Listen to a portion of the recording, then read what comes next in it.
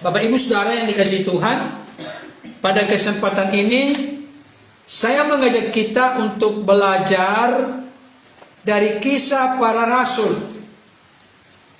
Mari buka Kisah Para Rasul pasal 5 ayat yang ke-12. Dan oleh rasul-rasul diadakan banyak tanda dan mujizat di antara orang banyak. Semua orang percaya selalu berkumpul di serambi Salomo dalam persekutuan yang erat. Sejauh itu pembacaan firman Tuhan. Yang berbahagia adalah setiap kita yang mendengarkan firman Tuhan dan melakukan atau menaati dalam hidup kita hari lepas hari. Topik kita pada saat ini adalah ciri khas orang percaya belajar dari gereja mula-mula atau gereja perdana. Saya yakin Bapak Ibu Saudara bersama dengan saya sepakat bahwa Alkitab ini ditulis oleh para penulis atas ilham, atas tuntunan, pimpinan, dan penerangan dari Roh Kudus. Bukan sekedar kecakapan, kepintaran, pengalaman, kecerdasan dari penulis Alkitab, tapi ada dorongan karya dari Roh Kudus. Itu sebabnya kalau saudara dan saya jeli memperhatikan kebenaran firman Tuhan ini tidak mungkin menjadi usah, tidak mungkin menjadi kadaluarsa, tapi tetap relevan, kontekstual sampai pada saat ini, kini, di sini, di tengah-tengah siaran ini. Firman ini masih memiliki otoritas dan kuasa yang sangat terpercaya, yang sangat terbukti. Itu pertama. Yang kedua, Bapak Ibu Saudara, apa yang tertulis di dalam Alkitab ini sebenarnya bisa menjadi contoh, menjadi teladan, menjadi panutan bagi setiap kita kalau hal itu terkait dengan sifat watak karakter yang dituntun, dipimpin Tuhan dan yang berkenan kepada Tuhan. Kalau hal itu adalah satu yang ditunjukkan sesuatu yang tidak baik, tidak benar, contoh seperti Daud berzina, jangan sampai kita berpikir sempit. Kalau begitu boleh berzina. No, itu sebagai bentuk peringatan bagi kita untuk tidak mencontoh, meniru, melakukan apa yang salah bagi kita.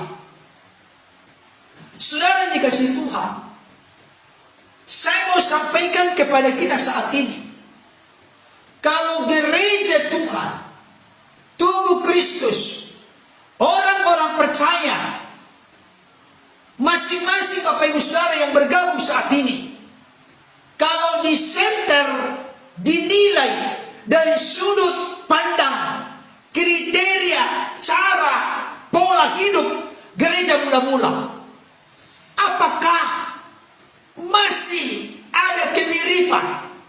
Apakah masih ada kesamaan? Atau jangan-jangan kita sudah jauh ketinggalan, berbeda, melenceng, menyimpang dari gereja mula-mula? Seperti saya katakan tadi Bapak Ibu Saudara, kalau Roh Kudus memampukan seorang punya semangat supaya gereja sepanjang sejarah segala abad bisa mencontoh, meniru, meneladani pola cara hidup dari gereja mula-mula. Saudaraku yang dikasihi Tuhan, jangan sampai gereja kita menjadi gereja yang kehilangan arah, kehilangan figur, Ternyata di Alkitab, di Kisah Para Rasul, telah ditunjukkan sekalipun dalam konteks Kisah Para Rasul, gereja ini masih gereja yang pemula, masih baru. Tapi gereja mula-mula adalah gereja yang benar-benar dipimpin, dikontrol, dikendalikan, dikuasai oleh Roh Kudus.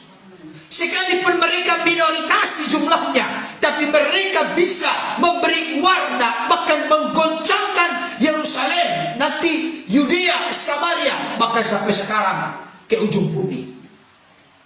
Saudara dikasih Tuhan, saya mau sampaikan saat ini, gereja mula-mula adalah gereja yang benar-benar bertumbuh dalam pengajaran, gereja yang bertekun dalam berdoa. Gereja mula-mula, sekalipun mereka minoritas, mereka bertumbuh di dalam dan mereka bergerak keluar. Tolong perhatikan kalimat ini. Gereja mula-mula adalah gereja yang bertumbuh di dalam. Ketika bertumbuh makin dewasa, makin sempurnakan, mereka juga memiliki dampak dan pengaruh kepada orang-orang di luar. Saudara dikasih Tuhan, saya teringat dengan khotbah Yesus di bukit. Salah satu di antaranya sangat terkenal adalah, kamu adalah garam dunia. Bapak Ibu Saudara yang bergabung saat ini, masih yakinkah, masih percayakah kita ini garam dunia? Saya temukan manfaat dari garam, bukan membusukkan, tetapi mencegah pembusukan. Itu garam.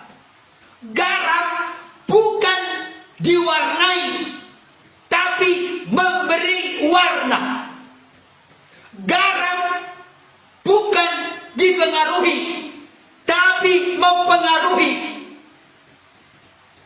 Masihkah kualitas garam, kualitas terang, kualitas saksi suratan Kristus yang terbuka dalam hidup kita, masihkah melalui tutur kata kita, wajah kita, penampilan kita, perilaku kita, perbuatan kita, Tuhan masih dimuliakan, kita bisa menjadi kesaksian bagi dunia di mana kita berada. Saudaraku yang dikasihi oleh Tuhan, saya memberikan contoh. Di Jabodetabek ada terkenal dengan nama TPA Bantar Gebang, tempat pembuangan akhir sampah. Sampah Jakarta dan juga Bekasi itu dibuang ke tempat pembuangan akhir Bantar Gebang. Perhatikan baik contoh ini Bapak Saudara.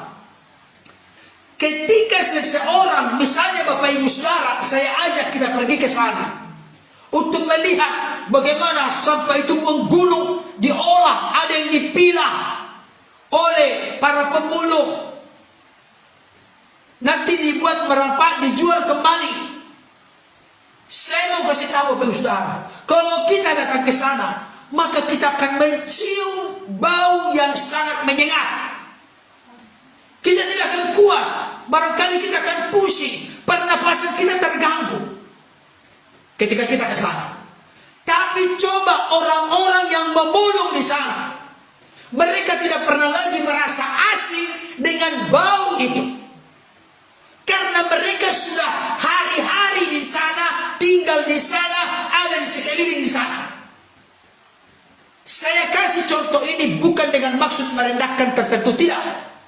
Tapi saya kasih contoh ini untuk membuka mata hati, mata rohani kita. Seringkali kita berkata kita masih menjadi orang percaya, masih memiliki rasa garam, masih memiliki terang dalam hidup kita. Tapi lama kelamaan kita telah digiring menjadi serupa dengan dunia. Dengarkan baik 4 kalimat ini. Orang yang bersahabat dengan dunia akan meningkat menjadi mengasihi dunia. Orang yang terus-menerus mengasihi dunia akan meningkat menjadi serupa dengan dunia. Kalau orang sudah menjadi serupa dengan dunia, akan dihukum bersama-sama dengan dunia. Bapak Ibu Saudara di posisi yang mana? Apakah bersahabat dengan dunia dan tidak pernah dikontrol, dikendalikan diri, masih merasa berdiri dalam kebenaran, padahal sudah lari dari kebenaran? meningkat mengasihi dunia. Kalau sudah meningkat mengasihi dunia, maka menjadi serupa dengan dunia. Kalau sudah menjadi serupa dengan dunia, dihukum bersama-sama dengan dunia. Yesus berkata, jika garam menjadi tawar, dengan apakah ia diasingkan? Kecuali dibuang dan diinjak orang. Perhatikan, apakah Bapak Ibu Saudara masih memiliki nilai garam saat ini? Kita sadar, kita nilai, kita soroti diri kita dari sudut pandang gereja mula-mula. Coba kita lihat. Saya mau kasih tahu, dengarkan baik. Ada oknum-oknum tertentu yang saat ini tidak lagi percaya adanya tanda-tanda dan mujizat-mujizat. Saya kasih tahu, itu tidak sesuai dengan firman Tuhan. Memang kita harus tegas, harus sungguh-sungguh Bapak Ibu Saudara. Tidak semua tanda-tanda mujizat-mujizat itu berasal dari Tuhan atau mujizat sejati. Karena iblis pun, dukun pun, kuasa-kuasa dunia ini pun bisa membuat mujizat. Kita harus peka, harus jeli, berlandaskan firman Tuhan. Tapi yang jelas, kalau ada hamba Tuhan atau siapapun yang berkata bahwa mujizat tanda-tanda tidak ada lagi sekarang, saya kasih tahu, mujizat Tuhan, keajaiban Tuhan, tanda-tanda dari Tuhan bukan hanya berlangsung di zaman gereja mula-mula, di zaman gereja perdana, di zaman kisah para rasul, tapi tetap mujizat itu masih bisa terjadi, bahkan banyak kali terjadi sampai pada saat ini. Ini ciri khas yang mewarnai gereja mula-mula. Sampai nanti kalau kita baca ayat berikutnya, banyak orang diletakkan di jalan raya, dan Petrus lewat bayangannya pun yang mengenai salah seorang dari yang sakit itu, mereka sembuh. Luar biasa. Jadi saya mau kasih tahu, gereja mula-mula sangat handal, sangat kentara, sangat jelas dengan kuasa yang terjadi. Salah satu lagu pujian yang sedang viral di TikTok saat ini, Tuhan Yesus tidak berubah, tidak berubah, tidak berubah. Tuhan Yesus tidak berubah, tak berubah selama-lamanya. Haleluya, haleluya, haleluya. Tuhan Yesus tidak berubah. Saya yakin bukan hanya pribadi tidak berubah, tetapi kuasanya, mujizatnya, kebaikannya, kesetiaannya tidak pernah berubah. Ibrani 13 ayat 8 berkata, Yesus Kristus tetap sama, baik kemarin maupun hari ini, dan untuk selama-lamanya. Inilah ciri khas dari gereja mula-mula. Dikatakan begini, dan oleh rasul-rasul diadakan banyak tanda dan mujizat di antara orang banyak. Saya kasih tahu, mungkin ada orang berargumen, apakah Pak Pendeta rasul? Saya mau sampaikan saat ini, pertanyaan saya, apakah Stefanus rasul? Apakah Filipus rasul? Oh tidak, mereka tadinya diaken, 7 orang yang dipilih oleh gereja perdana dan disahkan, didoakan, ditumpangi tangan oleh para rasul. Saudaraku yang dikasihi oleh Tuhan. Jadi kalau di gereja mula-mula terjadi perkara-perkara besar, saat ini pun Tuhan bisa melakukan bagi siapapun yang tetap teguh percaya. Saya selalu mengatakan, ada satu ungkapan dalam bahasa Ibrani, Yehovah Rapha. Apa itu? Yehovah Rapha apa? Allah sumber kesembuhan, Allah yang menyembuhkan. Tuhan kita adalah ahlinya pembuat mujizat, dan Dia senang mengerjakannya bagi siapapun yang teguh berharap dan percaya kepadanya. Amin. Saudara dikasih Tuhan, dikatakan begini, bagian B, semua orang percaya selalu berkumpul di Serambi Salomo dalam persekutuan yang erat. Kalau dinilai dari ayat 12 bagian B ini, apakah ini menjadi bagian yang terintegrasi, tidak terpisahkan dari hidup orang percaya di akhir zaman ini? Kita pilih satu persatu. Semua orang percaya, perhatikan, semua orang percaya, berarti tidak ada yang ketinggalan. Seorang pun tidak ada yang ketinggalan. Seorang pun tidak ada yang tidak hadir. Semua hadir. Apa aplikasinya? Saya tidak membawa teologi yang mendalam, teologi yang muluk-muluk. Saya langsung praktis saja. Semua orang percaya. Bapak Ibu Saudara orang percaya? Amin. Amin. Anak-anak kita orang percaya? Amin. Bagaimana? Suami kita orang percaya? Istri kita orang percaya? Semua orang percaya. Tidak ada yang ketinggalan. Saya mau tes saat ini. Dan ini teguran telak bagi saya secara pribadi sebagai seorang pendeta hamba Tuhan. Apa itu? Saya kasih contoh kecil. Semua orang percaya. Saya buat dalam ruang lingkup yang lebih kecil. Semua anggota keluarga. Halo Bapak Ibu. Semua anggota keluarga. Tidak ada yang ketinggalan. Tidak ada yang tidak hadir.